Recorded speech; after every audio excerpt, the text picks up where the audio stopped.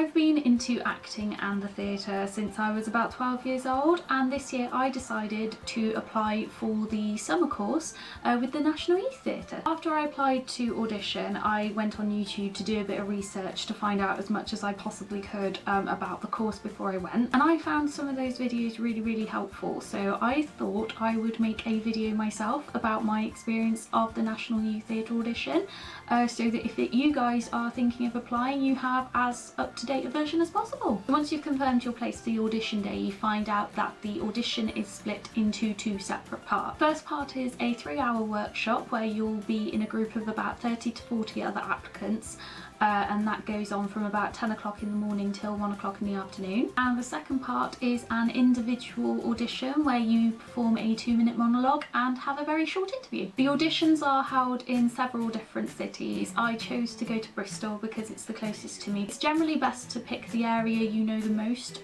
or the one closest to you, so that reduces your sort of anxieties about getting there on the day. So on my audition day, which was last Saturday the 13th of February, I got on the train at 7 o'clock in the morning and arrived in Bristol for about 8:30. This gave me plenty of time to actually find a venue. It was about a 20-minute walk from the train station to Hamilton House where I had my audition. It also gave me plenty of time to find somewhere to have a bit of breakfast, because it's really important that you do try and eat something even if you're really nervous. I think I managed about 5 mouthfuls of muesli before I gave up, but it's really important that you do try and have something to eat before you start. So I got to Hamilton House just before 10 o'clock, and when I went in, there were a couple of the National Youth Theatre ambassadors sort of wandering around and signing people in. So after I signed in, I kind of stood in the foyer where I met a lovely young lady called Liddy. Hi Liddy, it was lovely to meet you. And we just chatted generally before the workshop leaders called Matt and Hamish came down, introduced themselves and took us up to the workshop venue. The workshop itself was held in a really big dance studio, which was fantastic. It gave us a lot of space to move around. And then Matt and Hamish explained the layout of the day, what to expect, and basically told us to chill, not get too stressed and have a good time. So the workshop was made up of several different activities, including devised pieces, improvisation and general movement and ensemble work. First thing that we had to do was lie on the floor and do some tension and relaxation exercises and feel as if we were melting into the floor, which was a really nice way of introducing the workshop and getting us to relax and get all the nerves out of our system. Then there were several getting to know you exercises. For example, we were all stood in a circle and given the letter A or B. I was labelled B, so I was stood with an A, and we were given a topic of conversation to have for 30 seconds. And then after that 30 seconds we'd be asked to stop, and then the Bs would have to swap round to their left, so that they met up with a different partner and they were given a different topic of conversation. This happened about 4 or 5 times, so you met several different people in the room, which was a really interesting exercise. And then there was a lot of ensemble work done, so things like being able to move around the room and stop together in sync. At first we were sort of told when to stop, when to jump, when to clap and all that kind of stuff. It's about being in tune with the workshop leaders and then being in tune with each other. So we'd be walking around the room and then we'd all come to a stop at the same time, which was really eerie. We also played a game where we had to get into lines in order of a particular topic without speaking. So for example, we were told to get into a line of birthdays. Thankfully mine was quite easy. I'm right at the beginning of the year, so I got to stand over with all the January people. And another one we were asked to do was to get into height order, so the shortest person at one end and the tallest person at the other. Another activity we did was we had to walk around the room and then within 5 seconds combine into groups without speaking of different topics once again. So at one point we were asked to get into groups of people who were the same age as us, at which point I discovered I was not only the oldest applicant in the room, but the 3rd shortest, which was rather interesting. After a short 5-minute break, we started some other activities. For example, we did a lot of playing around the room. We were given 3 different rules as games, and we had to follow those rules walking around the room, and then we got objects and props involved, which was really interesting fun. It was like being back in primary school. It was really good fun. We also did some mirroring activities, so we had to come into small groups and one of us would be a leader, and we'd do like some sort of movements and the people behind would follow, and then we could move around and someone else would become the leader. And then the groups were kind of combined to become almost like shoalfish, and in the end we had two massive groups and it was like a West Side Story theme going on because we were being like really aggressive with each other and stuff. It was really, really funny. And finally, our last activity was a devised piece in small groups. We were split into 4 different groups and we had several different rules we had to abide by to create a piece with the theme of a long journey. We were also given a prop, and the rules that we had to abide by were we all had to touch the prop at least once. There had to be some sort of vocal input, so either song or speech, and there also had to be an element of surprise at some point in the piece, and it could only be 2 minutes long. My groups was quite interesting. We did one where we were on a long journey to find a phone that was ringing, and we all made different phone ringing noises and we're like, oh my god, where is it? We don't know what's going on. And then we ended up hunting around for it, and then the element of surprise was that the phone got dropped. One of the other groups did the journey of life, which was really interesting.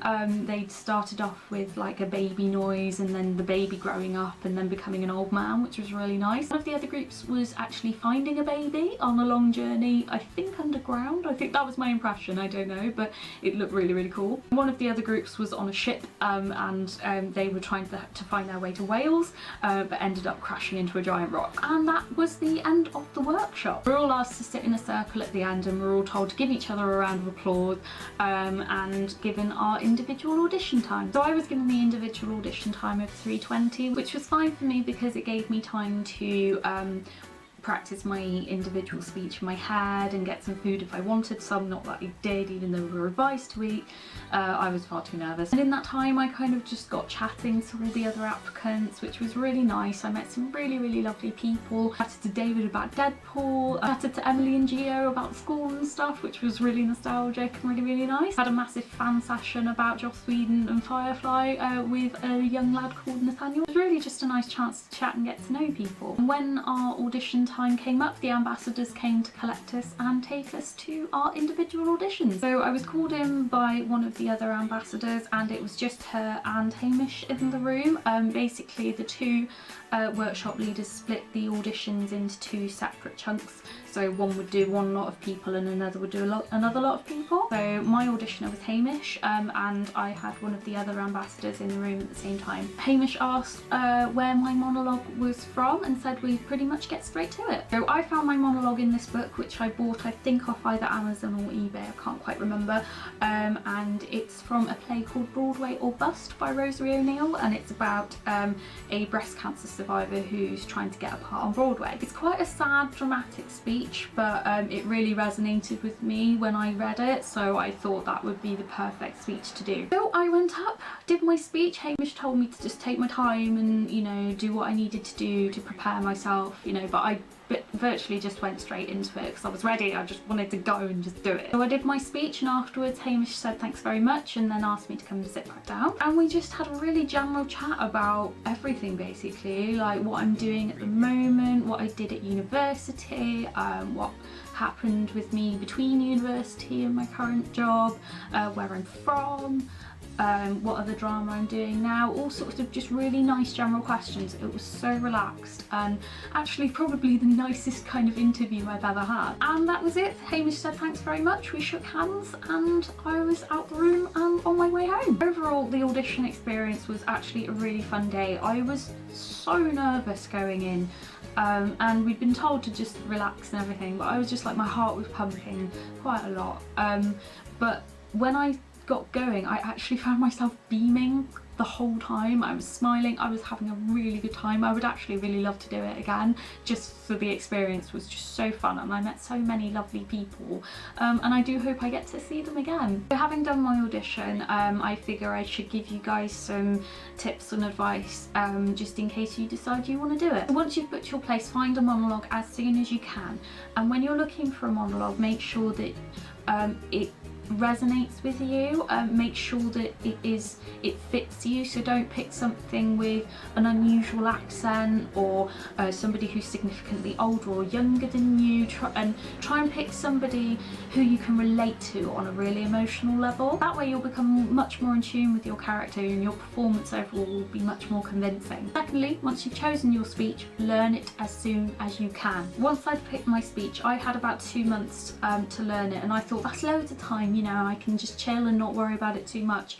But I found that actually the sooner I learnt it, the more time I had to go through it and alter how I was going to do it, because it's not just about the speech itself, it's obviously how you perform it and how you bring it across. Also make sure you time it, because we had 2 minutes to do our speeches. I think in previous years you have been given 3 minutes, but we were told we'd only get 2 minutes for our individual monologue, and they will ask you to stop if you go significantly over that time. So when you're going through it, make sure you time it so you know how long you've got and you can make any necessary but sensible cuts. Thirdly, it's really helpful if you have a willing and appropriate audience to actually perform your piece to a few people. I'm really lucky in that I'm part of my local amateur dramatics, and they were really happy to watch my performance and give me some really good feedback, and I felt so much more comfortable with my performance once they'd sort of given me some advice and I'd acted on it. Also, it's a really good opportunity to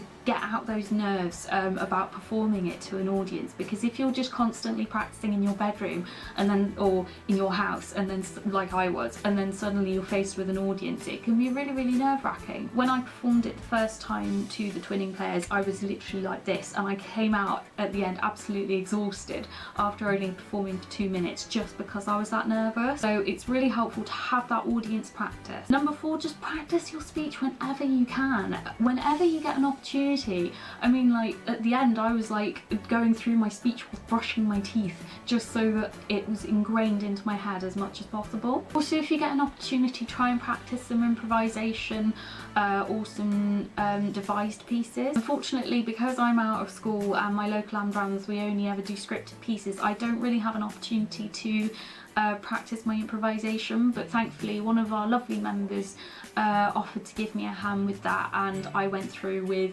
an improvisation partner, and we did some improvised pieces, which really helped to sort of get the creative juices flowing, as it were, because on the day you are going to have to be constantly on the ball in the workshop and thinking, what do I do next, where do I go, how do I respond to what that person's just done, and it's really helpful to get those creative juices flowing. On the day before the workshop, if you get an opportunity, it's actually really helpful to do some warm-up exercises. Unfortunately, they don't have a lot of time to go through everything they need to with you on the day, and after a lot of running around, jumping, stretching, and you know, just being completely active with only a 5-minute break in between the 3 hours, I came home, my legs are still hurting today, my legs are still really achy, so it's actually a really good idea if you can to do some stretches and warm-up exercises and run a hot bath for yourself when you get home. And finally, just enjoy it, go with the flow, you know, just have fun, because like I said, I was really nervous on the day, and then when I got there and started to just sort of get into it, I just went with it, and actually that's the best thing you can do. Just go with it, have fun, don't stress, enjoy being yourself and enjoy the company of other people. I'd recommend anybody who has even just the smallest interest in theatre or who is within their age category, just go and audition. It's a really fun day, you learn so much and you meet so many fantastic people. I would highly recommend anyone did it, really, even just for a confidence boost. It is just a really good fun day out. And that's pretty much it. I hope you found all this advice useful, and I hope you can learn from my experience and use it to prepare yourself for your own audition next year. At the end of my individual audition, I was told that I'd probably find out whether I get in or not within 6 to 8 weeks. It is a long wait, but they do have to filter through about 1,000 applicants, all the way down to about 300. So it is a long wait, but I plan to make a video to let you guys know how I got on myself, and fingers crossed I got lucky. So yeah, I will let you guys know how I got on, and to all those people who were there at the time that I was there, I wish you the best of leg-breaking luck. You were all fantastic people, and I feel so privileged to have got to meet you guys. So I wish you all the best, and I hope that you can all be there in the summer. I hope I can be there to join you too. Thanks very much for watching, everybody. I hope you enjoyed this video, and I will see you in 6 to 8 weeks to let you know how I get on. So bye for now.